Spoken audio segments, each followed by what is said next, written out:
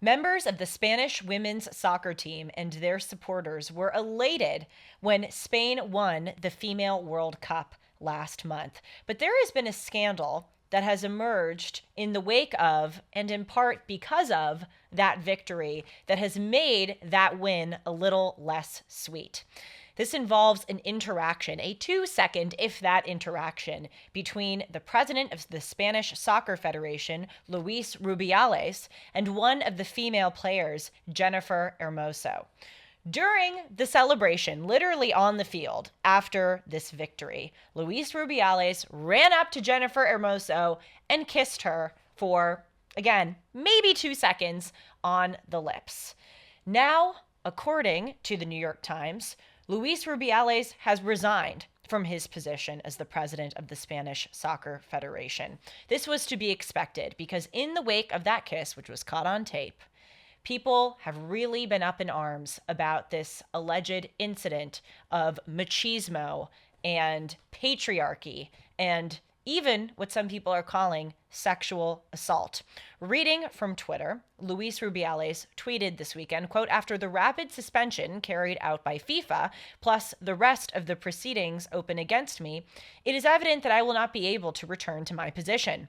My daughters, my family, and the people who love me have suffered the effects of this persecution excessively, as well as many falsehoods. But it is also true that in the street, the truth is prevailing more and more every day." Well, what's going on here? He's speaking about this in very big, dramatic terms. And it is appropriate because, again, according to the New York Times, Spanish prosecutors have opened a sexual assault case into this matter after Jennifer Hermoso said that she felt vulnerable and, quote, the victim of an attack when Luis Rubiales kissed her.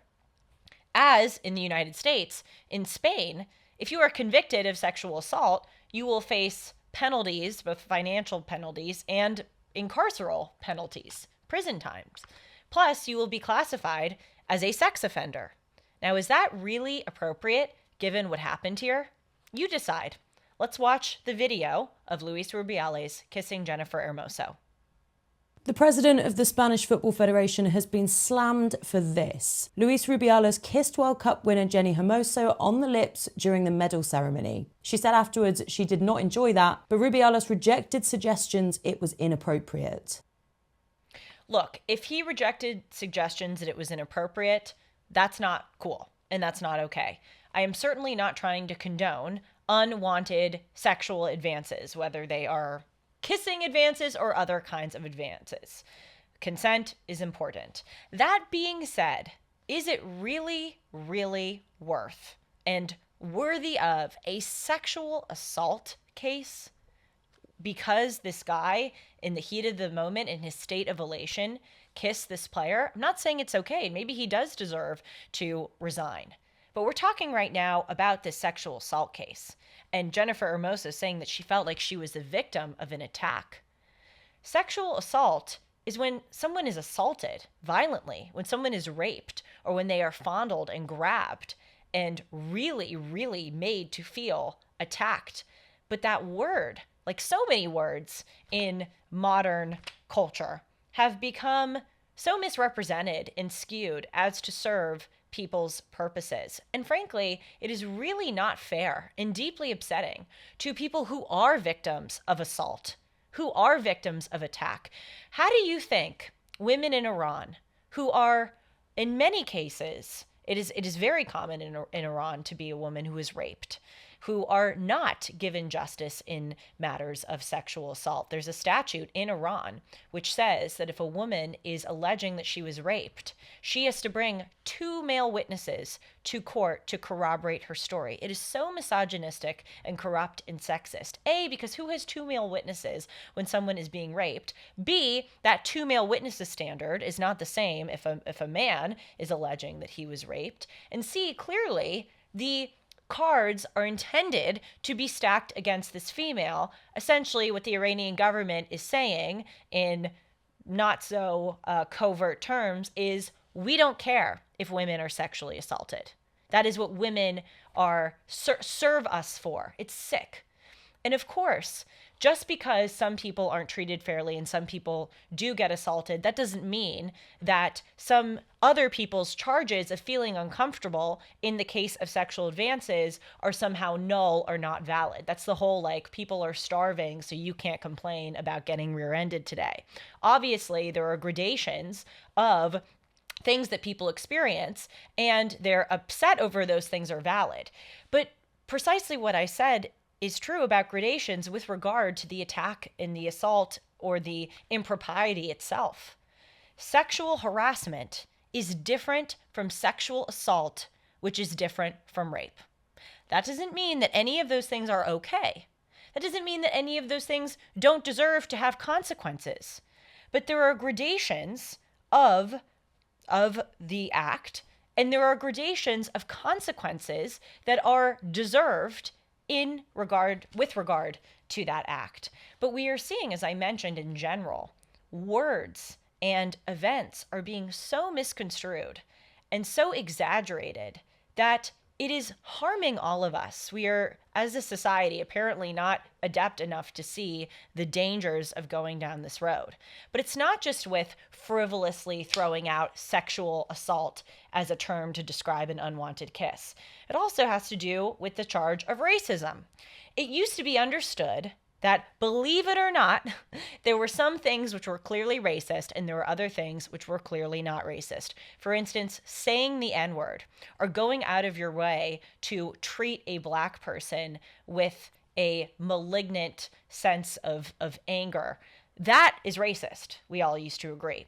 But things like calling a Black person articulate was not considered racist. But nowadays, calling a Black person articulate is a microaggression, and it is an insidious form of racism. That's what people call it, racism. We see that people are fired from their jobs because supposedly they have done or said racist things. For instance, there was an example among many during 2020 of an Atlanticare employee who was fired for posting anti-Black Lives Matter messages on social media. Also, as another example, I love the Real Housewives franchise. One of my favorite shows within that franchise is the Real Housewives of Salt Lake City. And one of the cast members, Jenny Nugent, was also fired because she posted anti-Black Lives Matter things on social media during the riots. She said that there were, quote, BLM thugs who were taking to the street and rioting. We used to agree that even if you didn't see eye to eye with someone on certain things, we could have an objective standard for what is deemed racist and what is deemed not racist. But now, it's all out the window. To give another example, there's this contortion in what is deemed disruptive. We saw this about a week or two ago. In a Colorado classroom, a 12-year-old boy was sent home from school because he was wearing a Gadsden flag patch on his backpack. The Gadsden flag patch is also known as the Don't Tread on Me patch with the snake. It was made during the time of the American Revolution. Why was this boy sent home for a probably 4-by-2-inch flag stitched to his backpack? It's because the school administrators called it disruptive. There's a standard in free speech in public schools that was set by the Supreme Court in Tinker versus Des Moines, Iowa public school system. That's a case back in the 60s. And they set a standard on how schools might be able to police speech. And they said that speech is allowed in public schools, it's protected by the First Amendment, unless it is disruptive to the classroom environment and poses an impediment to people learning. Now, we all used to agree what that meant. The Supreme Court didn't need to define what disruptive meant because back then the Supreme Court had enough faith in the American people to have an objective standard of what words really mean. Disruptive means you're coming into the classroom and you have a bullhorn and you're screaming out obscenities, or not obscenities, but you're just being loud, and you are, as the standard says, impeding other people's ability to learn.